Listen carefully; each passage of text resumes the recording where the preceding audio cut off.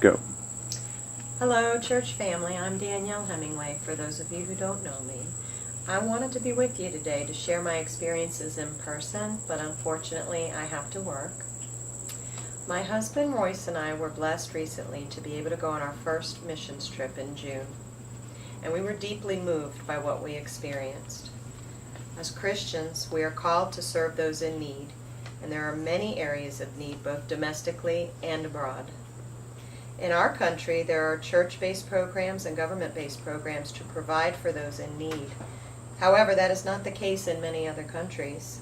That is why missionaries devote their lives to showing God's love through serving in countries with less provision than our own.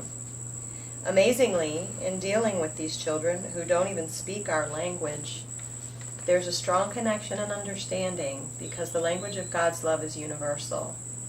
Their physical needs are met with clothing, food, medicine, and even their own beds.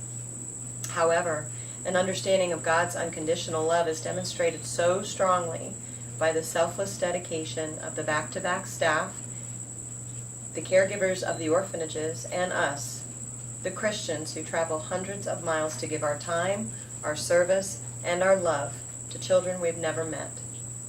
This sends a strong message to these children that their lives matter and that they are a valuable member of the family of God. Knowing that motivates these children toward a higher purpose than teenage pregnancy, cartel involvement, or dependency on drugs and alcohol, which often results from being orphaned with no support or involvement. This is a picture of our new friend, Cesar, who we now sponsor.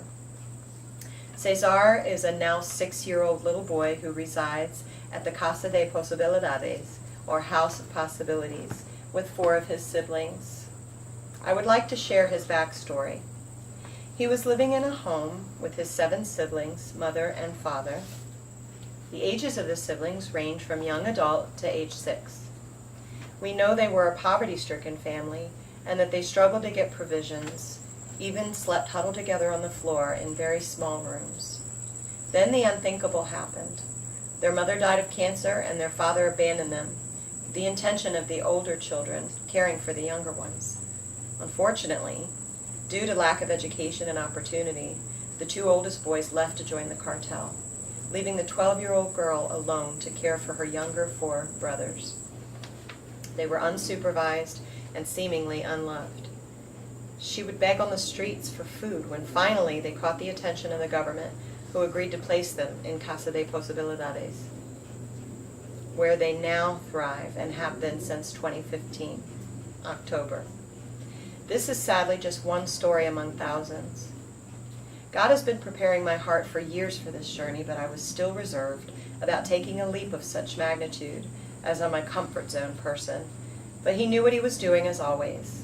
He took 6 people who knew little about each other and shared no more than a love for God and a willingness to serve, and transformed us into a strong unit of faith, prayer, and love for these children, which blesses them so much, but it blesses all of us even more.